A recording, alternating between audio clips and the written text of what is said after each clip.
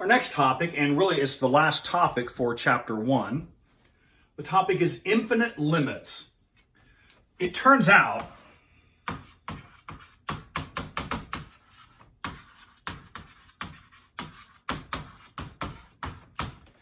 this is the behind the scenes look at vertical asymptotes. And so let's take a look at what's going on with these. Let's recall what we have when we say, or when we write, that the limit as x approaches a of f of x is equal to L. Not in terms of the deltas and the epsilons, but just in terms of the picture. Remember that, and we'll just conceptualize it here. Here's a. Here's the function f. It can be any curve.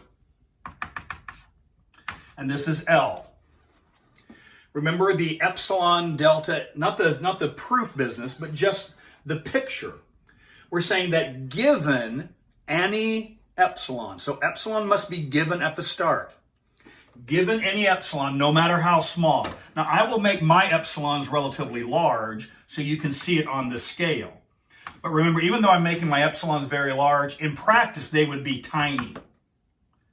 And so this is given any epsilon. Remember, this distance is epsilon, this distance is epsilon. Technically, what we have here is L plus or minus epsilon, right? L plus epsilon, L minus. This is an interval, L plus or minus epsilon. This is, think of this as a margin of error.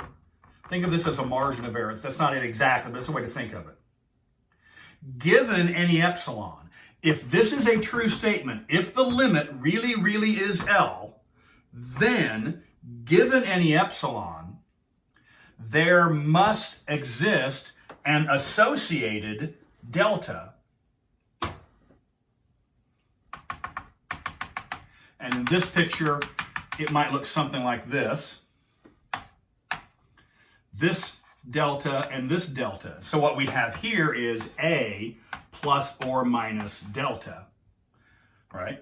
Given any interval here, there must exist, if this is a true statement, then there must exist an associated delta such that, now what must be true of this picture? What must be true is that if you choose any x in this delta interval, any x anywhere in this delta interval, that f of x, for those values, all of these f of x's must fall inside the epsilon interval.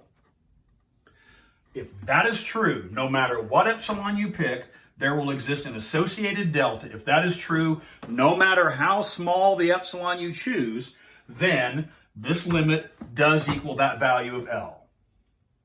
I want to take a quick look at what is one way. Now, there are other ways also, but what is one way that this might fail? What is one way where the limit does not equal L? What if we have the limit as x approaches a of f of x? What if this is what if this limit is not equal to L? What if the limit does not equal L? How would that look? Well, it would mean that here's a, here's y equals f again.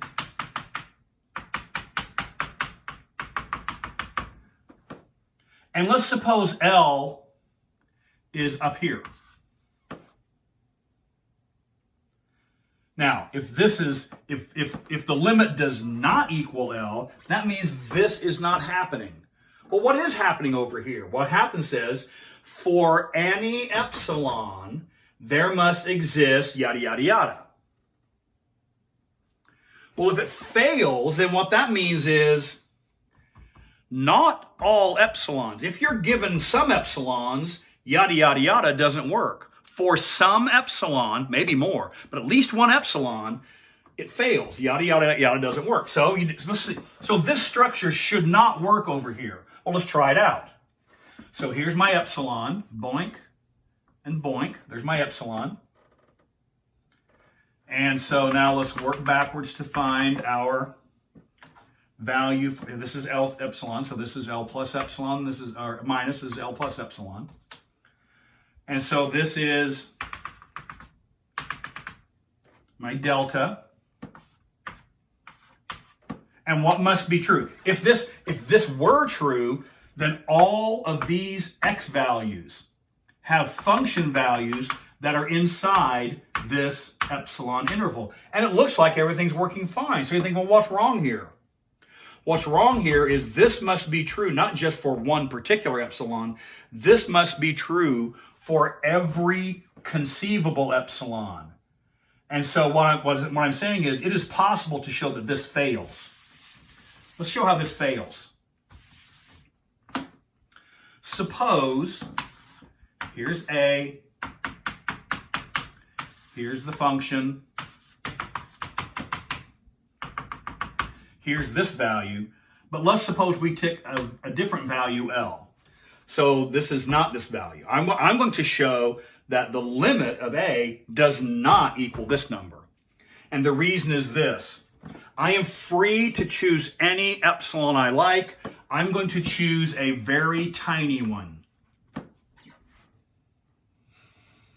Now, the question is, does there exist a tiny little delta interval down here? And what needs to be true? Every x value in that interval must have function value which is inside this blue interval. But do you see that does not happen? These function values go here. These function values go here. The function values for these x's do not lie inside the epsilon interval. And so there does exist an epsilon where this structure fails. Therefore, this limit does not equal L. All right? If the limit does equal L, then I don't care how small, and this is going to be difficult to see on the screen, I don't care how small this epsilon interval is, you can choose a tiny microscopic delta interval, and because this is the limit, every one of these function values will get inside this tiny, tiny, tiny little epsilon interval. And this is true no matter how small the epsilon we take. Anytime, if this is true, no matter how small the epsilon, then the limit does equal L. And every time we've done substitute and simplify, every time we've done the limit of the sum is the sum of the limit, every time we do constant multipliers, multiply along, anytime you do any sort of computation that has anything to do with a limit, you are behind the curtain. It might not be obvious up front, but behind the curtain, pulling all the levers, are the deltas and the epsilons doing their work. If this limit is actually equal to that number, then this structure is happening. If this limit is not equal to L, then this structure does not happen in this scenario. It doesn't happen for this L. Now, if this is the value for L, then it would work, but not for this one. Okay? So, that's what we're actually saying here when we're talking about the ordinary sense of the limit as x goes to a finite value, that limit of that function is a finite value. What we are now going to consider is this scenario. What does this mean? What is the limit as x approaches a of f of x? What if we want to say that is equal to, now I'm adjusting my notion of equal to. We'll talk about that in a little bit too. What do we mean if we say that limit is infinity? What do we mean by that? So this is no longer recall. This is what we're going to start to investigate. And this is what we mean when we say infinite limits. What if, as you get closer and closer and closer to A, what does it mean to say the limit of the function is infinity or perhaps negative infinity? So that's what we're going to look at now in the next video.